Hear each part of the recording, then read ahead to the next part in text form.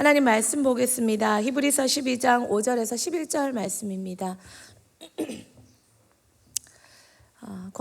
교독하겠습니다. 또 아들들에게 권하는 것 같이 너에게 권면하신 말씀도 잊었도다 일렀으되 내 아들아 주의 경계하심을 경히 여기지 말며 그에게 꾸지람 받을 때 낙심하지 말라. 주께서 그 사랑하시는 자를 징계하시고 그가 받아들이시는 아들마다 채찍질하심이라 하였으니 너희가 참음은 징계를 받기 위함이라. 하나님이 아들과 같이 너희를 대우하시나니 어찌 아버지가 징계하지 않는 아들이 있으리요. 징계는 다 받는 것이거늘 너희에게 없으면 사생자요 친아들이 아니니라.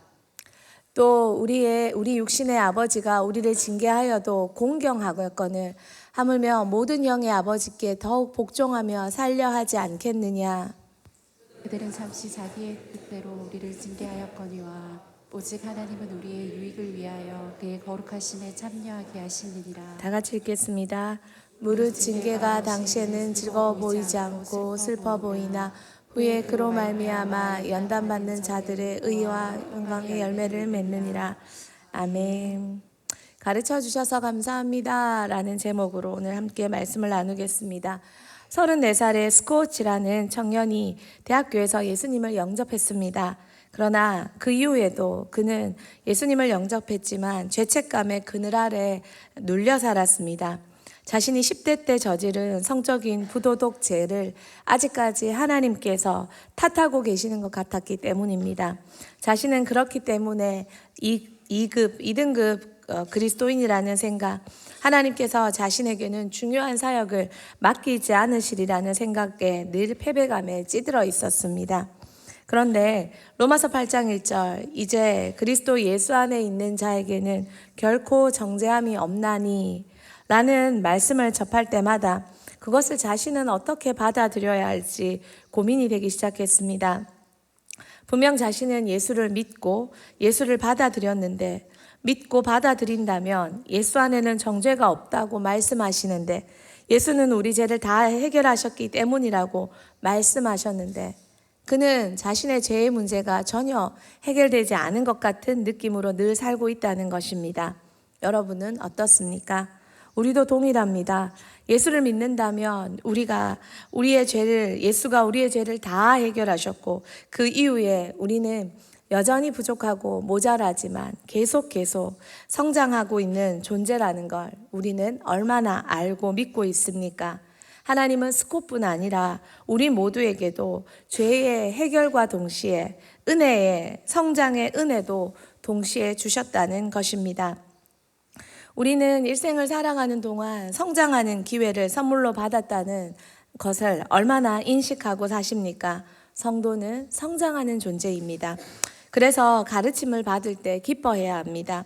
성장의 기회이기 때문입니다. 아이들을 훈계할 때 훈계 말미에 꼭 이런 인사를 시킵니다. 가르쳐 주셔서 감사합니다. 가르쳐 주셔서 감사합니다. 우리는 그 마음으로 나아가야 합니다. 최근 하나님은 제게 많은 회개 기도와 또 많은 회개의 찬양을 주셨습니다. 회개시켜 주셔서 감사하고 기쁜데 구체적으로 뭘 회개해야 될지 별로 잘 깨달아지지 않았습니다. 애매했습니다. 죄는 많죠. 그러나 정말 구체적으로 그런데 이번 주 수요 예배를 아이들과 함께 드리면서 예배 드리는 동안 하나님께서는 오늘 하루 나의 말투와 나의 사람을 대할 때의 태도와 그런 것들을 댓글 달듯이 구체적으로 섬세하게 무엇이 문제고 이렇게 했을 때 나의 영혼과 또 그것이 얼마나 그 영혼에 해악을 끼치는지 설명해 주셨습니다. 분명 책망인데 훈계인데 배우는 내내 그것을 깨닫는 내내 얼마나 큰 기쁨이 되었는지 모릅니다. 물론 아직도 가르쳐 주실 것이 많겠지만 제 인생 역시 과정이라 기쁘고 감사합니다. 또한 이런 일을 접할 때면 저는 참 하나님의 인격이 느껴져서 너무 좋습니다. 오늘은 그 말씀에 대해 나누고 싶습니다. 첫 번째입니다. 우리 같이 한번 읽어보겠습니다. 우리는 완성품이 아닙니다. 이번 주 조직신학 주제는 성화입니다. 작년과 올해 조직신학 수업을 하게 된 것이 저에게는 참 도전이었습니다. 이제 겨우 감을 잡아갑니다. 그런 기회를 주신 담임 목사님과 또 끝까지 도망가지 않고 자리를 지켜주고 계시는 성도님들께, 조직신학 배우시는 성도님들께 참 감사합니다. 그런데 자세히 보면 조금씩 빠져나가고 있는 것 같습니다. 분명 110명으로 시작했는데 조금씩 비어간다는 생각도 듭니다. 지금 이 자리를 빌려서 도망가 계신 분들 빨리 자리로 돌아오시기 바랍니다. 구원의 단계는 성화입니다. 과정입니다. 그것을 여실히 우리가 과정 중에 있다는 것을 여실히 보여주는 증거가 바로 징계입니다. 빌립보서 3장 12절 말씀 우리 같이 한번 읽겠습니다. 어떠함도 아니라 오직 내가 그리스도 예수께 잡힌 바 된 그것을 잡으려고 달려가노라. 아멘. 신앙은 일시에 이루어지는 구원 사건입니다. 우리는 예수 믿었습니다. 구원 받았습니다. 중생되었습니다. 하지만 또한 평생 이루어가는 과정입니다. 그리고 여러분과 제가 그 과정에 서 있습니다. 우리는 과정에 서 있으면서 과정에 서 있는 누군가를 가르치고 훈계합니다. 그런 과정의 반복입니다. 성경에서는 하나님이 우리를 완성품으로 보시지 않는다는 확실한 사인이 바로 하나님께서 우리를 훈계하고 가르쳐 주시고 징계해 주신다는 것입니다. 하나님은 참 성실하게 우리를 교훈해 주시고 책망해 주시고 바르게 해 주시고 의로 교육해 주십니다. 우리는 넘어질 때 식물방하고 낙심할 때가 참 많습니다. 나 자신에 대해서 그렇습니다. 그러나 되려 나보다 하나님은 우리에 대해서 더 넉넉한 그릇으로 넉넉한 마음으로 끝까지 참아주시고 또 가르쳐 주십니다.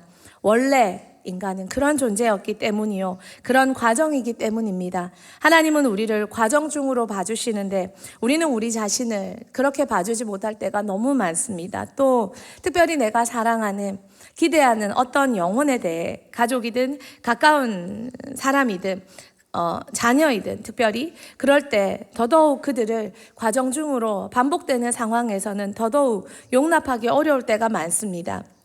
결국 그들을 우리는 완제품으로 대할 때가 많다는 것입니다.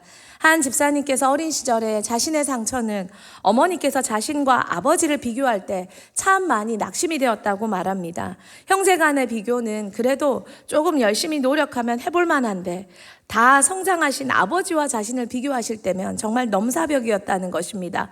그래서 저자절하게 되고 난 안 되나 보다 라는 절망감과 열등감이 자신을 정말 오랜 동안 눌렀다는 이야기를 합니다. 분명 사랑하는데 그러나 사랑하기 때문에 자꾸 기대치가 우리를 그렇게 몰고 갈 때가 많다는 것입니다. 하나님은 우리가 과정 중에 있다는 걸 아십니다. 여러분 아십니까? 완성품에 오류가 난 건 불량품입니다. 완성품에 오류가 난 건 불량품이기 때문에 버립니다. 그러나 만드는 중에 수정 중에 만드는 과정 중에 오류는 수정하면 됩니다. 하나님은 성실히 우리를 수정하고 계시고 하나님의 성실한 수정의 사인이 바로 징계라는 것입니다. 또한 이 징계는 정말 성실하게 정말 애쓰며 아버지가 자녀를 향한 사랑이 없이는 할 수 없다는 것입니다. 오늘 본문에서 히브리서 오늘 말씀에서 계속 징계에 대해 말씀하시며 하나님이 강조하시는 주 요점이 뭔 줄 주 요점은 징계는 아들에게 주는 것이라는 것입니다. 징계가 없으면 사생자요. 징계는 꼭 하나님께서 아들인 존재에게만 주신다는 것입니다. 하나님께서 우리를 선택하고 부르셨습니다. 이것이 소명입니다. 우리는 그분을 받아들이고 다시 태어났습니다. 이것은 중생입니다. 자막되어 있지요? 따라오시면 됩니다. 다시 할까요? 하나님께서 우리를 선택하시고 부르시면 소명입니다. 우리를 받아들이시고 다시 태어나게 하심은 중생입니다. 이 과정에서 우리를 법적으로 의롭다 선언하시는 것은 칭의입니다.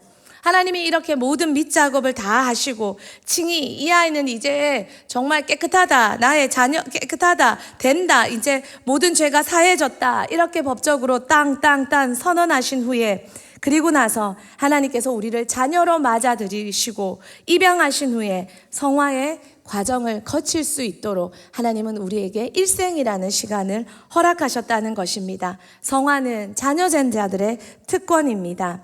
자라감, 이것은 자녀된 자들 그리고 생명을 가진 자들의 특권이라는 것입니다. 작년에 생일 때 작은 화분 하나를 선물 받았습니다. 산세베리아가 아주 작은 화분에 담겨 있는 선물이었습니다. 그런데 그 작은 화분에 산세베리아가 또 싹을 틔워서 옆에 또 자라는 것입니다. 화분이 너무 작아서 터져 나갈 것 같아 새롭게 싹 틔운 그 산세베리아 싹을 뽑아서 물병에 담아 주었습니다. 그런데 또 싹을 틔웁니다. 또 물병에 담아 주었습니다. 물병이 4개로 늘어났습니다. 또한 본줄기도 너무 커져서 며칠 전에 또 다른 화분에 담아서 집을 넓혀 주었습니다. 참 신기합니다. 생명은 매일매일 자라가는 것입니다. 제 자리 옆 창틀에 보면 이렇게 4병의 물병과 또 큰 화분에 심겨져 있는 산세베리아가 보입니다. 그런데 며칠 전에는 매일매일 자라는 것이 너무 신기해서 먹다가 커피를 한번 줘봤습니다. 카페인 성분이 혹시 이 식물에게도 더 성장을 촉진하지 않을까라는 혼자만의 생각으로 그렇게 줘봤습니다. 매일매일 쳐다봐도 매일매일 자라는 것이 보입니다. 생명은 생명을 낳습니다. 생명은 성장과 번성을 이루어냅니다. 우리가 하나님의 자녀로 살아있다는 증거, 그것은 우리가 매일 성장하고 자라간다는 것입니다. 번성한다는 것입니다. 그리고 아버지는 이렇게 우리를 성장시키고 번성시켜서 우리를 통해 열매를 기대하고 계시다는 것입니다. 그래서 성실히 돌보시고 책임지십니다. 아무도 성장할 필요가 없는 사람은 없습니다. 아버지는 성실하게 돌보시고 때로는 가지치기도 하시고 때로는 다듬어도 주십니다. 바르게 성장하기 위해 받는 징계를 우리는 바로 받을 줄 알아야 합니다. 징계받을 때 태도를 바르게 하지 않으면 그 징계가 무용지물이 될 수 있기 때문입니다.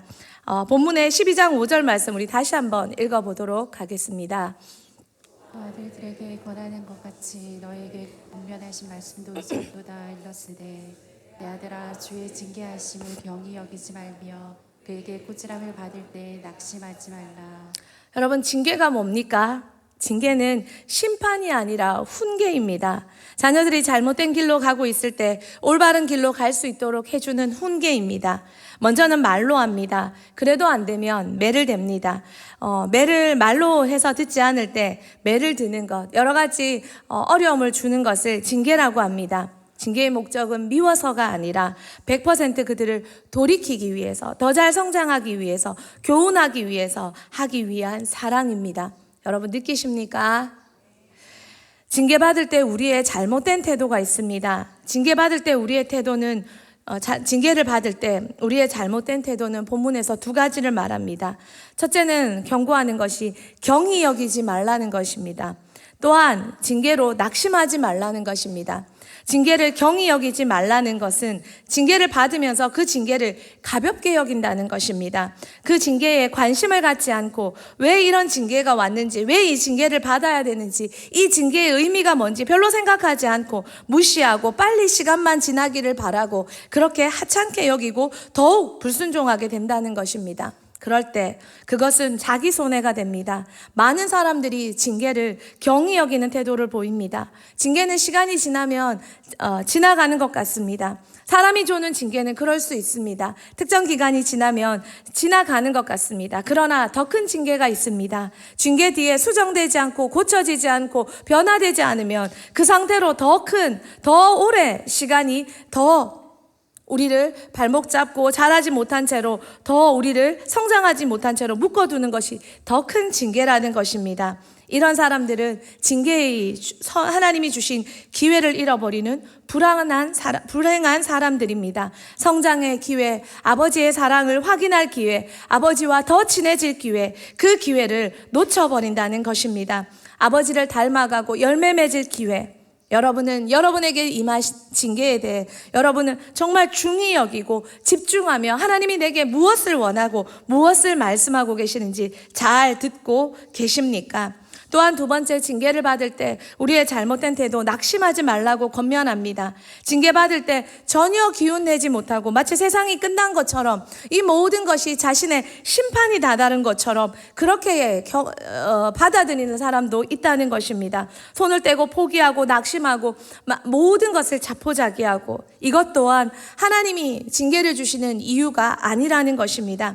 아버지를 모르고 아버지와 소통하지 못하는 사람, 그런 사람들은 이런 징계를 받을 때 낙심하고 절망하고 때로는 분노하고 원망하고 화를 내고 핑계대고 변명하고 누구는 야는 자는 왜 나만, 그러면서 끊임없는 변명과 끊임없는 분노와 끊임없는 원망과 그러면서 자신을 향한 끊임없는 낙심이 우리 가운데 있다는 것입니다. 이런 자들은 아버지를, 자녀됨의 권세를 제대로 알지 못하고 경험하지 못하는 사람이라는 것입니다. 하나님은 그런 사람에 대해서도 경계하고 있습니다. 낙심하지 말라고 말입니다. 징계받고 계십니까? 징계 중에 있습니까? 하나님께서 징계라는 기회를 주셨습니까? 하나님의 관심이, 하나님의 초점이 아직도 나를 향하고 있고 나에게 끊임없이 모든 방면으로 다각도로 지켜보고 계심을, CCTV보다 더 명확한 하나님이 나를 지켜보고 계심을, 그래서 내 인생의 목적은 나태와 편안과 대충이 아니라 하나님 그리스도의 장성한 분량까지, 하나님의 목적까지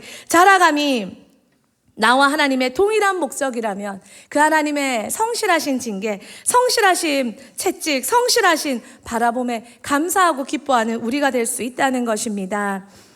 12장 2절 말씀, 오늘 본문에 우리 같이 한번 보도록 하겠습니다.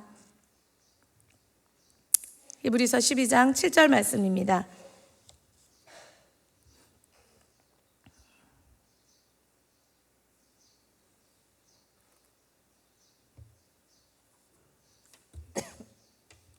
같이 보겠습니다. 참음은 징계를 받기 위함이라. 하나님의 아들과 같이 너희를 대우하시나니 어찌 아버지가 징계하지 않는 아들이 있으리요. 성경은 계속 하나님께서 아버지 되심으로 우리를 잘못된 길로 놓아두지 않으시고 우리를 계속 가르쳐 준다는 것입니다. 이 하나님의 마음을 넉넉히 누리고 마땅히 누리고 발 받아들이고 징계 잘 받는 여러분과 제가 되길 소망합니다. 징계받을 때 바른 태도는, 정리하면 징계로 인해 우리가 성장하고 거룩함을 입고 하나님의 원하시는 사람이 되어간다는 걸 알 때 우리는 첫째로 감사하는 자세를 가집니다. 지금은 이해되지 않아도 후에는 이해될 것이며, 또한 매일매일 매순간 아프지만 자라는 나를 제대로 키워주시는 하나님께 감사하는 마음을 갖는 것입니다. 두 번째는 순종하는 자세를 갖는 것입니다. 징계 앞에서 우리의 잘못을 고백하고 돌이키는 자세, 그것은 하나님 앞에 다시 그 자리로 돌아가 순종의 자리로, 순종의 삶을 다시 갖는 것입니다. 우리 인생에서 부모에게, 교사에게, 또 여러 가지 힘든 사건과 어려움으로 징계 없이 자란 사람은 아무도 없습니다. 그 징계 속에 완성품으로 나아가는 우리 모두는 기쁨과 감사와 때로는 하나님의 사랑을 경험하는 과정이라는 것입니다. 큰 두 번째입니다. 우리 같이 한번 읽어보도록 하겠습니다.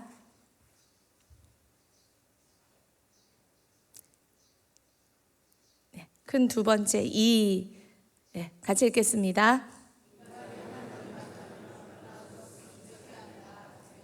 여러분, 인간이 하나님을 만나면 어떤 역사가 일어납니까? 성장과 변화 일어난다는 것입니다. 인간 속에 악한 영이 들어오면 귀신 들렸다 합니다. 성경은 그런 사람들이 많이 나옵니다. 귀신 들린 사람도 변합니다. 나쁘게 변합니다. 그런데 인간 속에 살아계신 하나님이 들어오십니다. 예수님을 영접함으로 살아계신 하나님, 성령님이 들어오십니다. 살아계신 하나님이 우리 속에 들어오셨는데 어찌 변화가 없고 어찌 성장이 없습니까? 그것은 당연하다는 것입니다. 또한 기쁜 소식은 이렇게 한번 오신 하나님께서 끝까지 우리와 함께 하신다는 것입니다. 데이비드 윌커스 목사님은 뉴욕의 타임스퀘어의 설립자입니다. 그는 뉴욕에서 큰 복음 집회를 열었습니다. 그리고 그가 그 복음 집회에서 데이비드 윌커스 목사님은 말했습니다. 하나님 어디 계십니까? 하나님 이 강단에 계십니다. 하나님 여러분 위에 오셨습니다. 여러분의 삶이 변하길 원하십니까? 지금이 기회입니다. 일어나서 이 강단 앞으로 나오십시오. 그런데 그 집회에 뉴욕 갱단의 마우마우 갱단의 단원인 니키 클루즈가 그 집회에 참석했습니다. 그의 인생은 미움과 폭력, 온갖 범죄로 얼룩져 있었습니다. 그 콜링을 듣고 니키가 망설이고 있을 때 그 옆에 있던 다른 갱단원이 일어서며 말했습니다. 같이 나가자. 같이 나갈 사람 없어? 그 말에 니키도 일어섰습니다. 그리고 단원들의 손을 흔들며 나가자. 그래서 그날 25명의 마우마우 퐁갱 조직의 단원들이 그 강단으로 나아갔습니다. 예수님을 영접했습니다. 훗날 니키는 이렇게 말했습니다. 그 순간 예수님의 제자가 너무너무 되고 싶다는 마음이 들었고 그렇게 결단할 때 기뻐서 울었습니다. 내 안에 나도 알지 못하는 어떤 변화가 일어났습니다. 그리고 정말 기뻤습니다. 그날 밤 니키는 예수님을 구주로 영접했고 그 후에 삶이 변했습니다. 완전히 변했습니다. 갱단의 삶을 포기하고 폭력과 범죄의 삶을 청산했고 갱단 내 친구들에게 복음 전하기 시작했습니다. 더 많은 사람들에게 복음을 전하기 위해 책을 썼고 그의 이야기가 미국에서 영화로 나오기도 했습니다. 가끔 이런 사람들 중에는 다시 과거로 돌아가는 사람들의 이야기가 나오기도 합니다. 그러나 우리 하나님은 그런 사람조차도 끝까지 기다리십니다. 끝까지 그들이 변화되고 하나님께로 나와 완성품이 되는 순간을 하나님은 알고 계시기 때문입니다. 니키처럼 이렇게 극단의 순간이 아니더라도 저와 여러분 같은 죄인이 하나님을 만나지 않았다면 이렇게 변화될 수 있고 이 새벽에 앉아 이렇게 예배드리는 졸더라도 예배드리는 자리에 앉아 있을 수 있었을까요? 2년 전, 3년 전의 내 모습과 지금의 내 모습은 얼마나 변화되어 있는지, 얼마나 성장해가고 있는지 포기하지 않고 우리를 이끄신 하나님의 손길이 내 인생에 느껴지십니까? 우리에겐 아버지가 계십니다. 그 아버지는 우리를 끝까지 책임지시고 가르쳐 주시는 최고의 아버지이자 최고의 교사입니다. 그 하나님은 인격적으로 우리를 가르쳐 주십니다. 설명해 주십니다. 우리를 알아듣게 해주십니다. 훈계도 징계도 알도록 해주십니다. 우리가 알아듣지 못하면 원망과 불평과 변명과 분노가 치밀어 오릅니다. 원통과 억울이 올라옵니다. 알아듣지 못하면 그렇습니다. 나만 야단 맞는 것만 같습니다.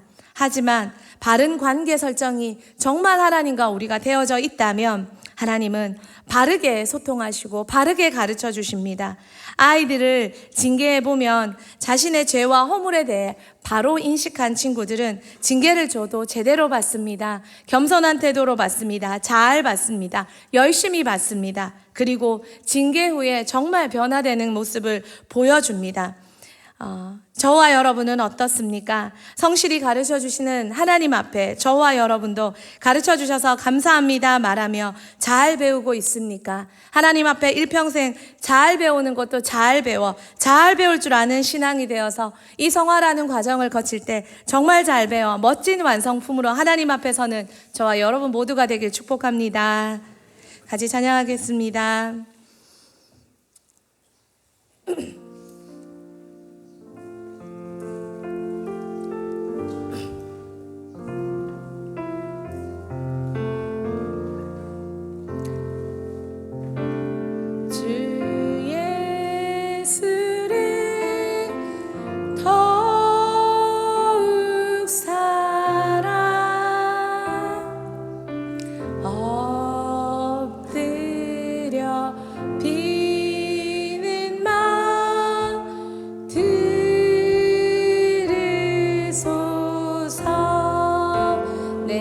소원이 내 진